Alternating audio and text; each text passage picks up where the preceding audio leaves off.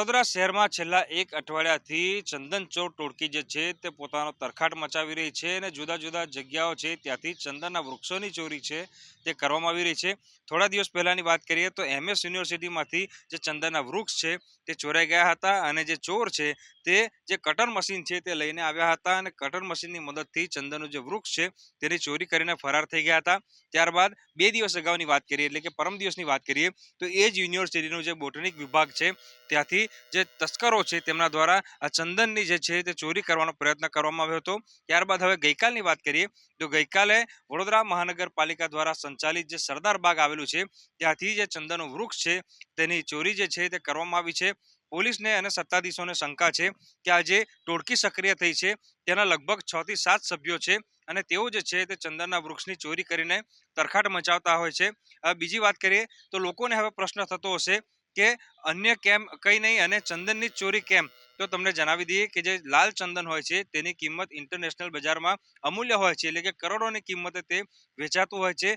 એના કારણે જ આજે ચંદનચોર ટોળકી છે તે વડોદરા શહેરમાં સક્રિય થઈ છે અને જુદા જુદા વિસ્તારમાંથી જે ચંદનના વૃક્ષની ચોરી છે તેને અંજામ આપી રહી છે. આ જે ટોળકી છે તે ખુલ્લેઆમ સત્તાધીશોને અને વહીવટીતંત્રને પડકાર ફેંકી રહી છે.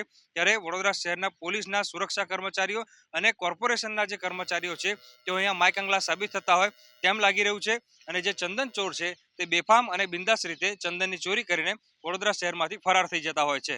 હાર્દિક દીક્ષિત, ન્યૂઝ 18 ગુજરાતી, વડોદરા.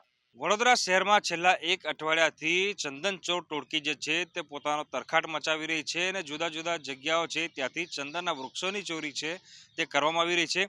થોડા દિવસ પહેલાની વાત કરીએ તો MS યુનિવર્સિટીમાંથી જે ચંદનના વૃક્ષ છે તે ચોરાઈ ગયા હતા અને જે ચોર છે તે જે કટર મશીન છે તે લઈને આવ્યા હતા અને કટર મશીનની મદદથી ચંદનનું જે વૃક્ષ છે તેની ચોરી કરીને ફરાર થઈ ગયા હતા. ત્યારબાદ 2 દિવસ અગાઉની વાત કરીએ એટલે કે પરમ દિવસની વાત કરીએ તો એ જ યુનિવર્સિટીનું જે બોટનિક વિભાગ છે ત્યાંથી જે તસ્કરો છે તેમના દ્વારા આ ચંદનની જે છે તે ચોરી કરવાનો પ્રયત્ન કરવામાં આવ્યો હતો. ત્યારબાદ હવે ગઈકાલની વાત કરીએ તો ગઈકાલે વડોદરા મહાનગરપાલિકા દ્વારા સંચાલિત જે સરદાર બાગ આવેલું છે ત્યાંથી જે ચંદનનું વૃક્ષ છે તેની ચોરી જે છે તે કરવામાં આવી છે. પોલીસને અને સત્તાધીશોને શંકા છે કે આ જે ટોળકી સક્રિય થઈ છે તેના લગભગ 6 થી 7 સભ્યો છે અને તેઓ જે છે તે ચંદનના વૃક્ષની ચોરી કરીને તરખાટ મચાવતા હોય છે. બીજી વાત કરીએ તો લોકોને હવે પ્રશ્ન થતો હશે કે અન્ય કેમ કંઈ નહીં અને ચંદનની જ ચોરી કેમ?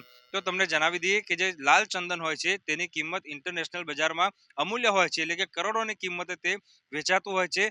એના કારણે જ આજે ચંદનચોર ટોળકી છે તે વડોદરા શહેરમાં સક્રિય થઈ છે અને જુદા જુદા વિસ્તારમાંથી જે ચંદનના વૃક્ષની ચોરી છે તેને અંજામ આપી રહી છે. આ જે ટોળકી છે તે ખુલ્લેઆમ સત્તાધીશોને અને વહીવટીતંત્રને પડકાર ફેંકી રહી છે.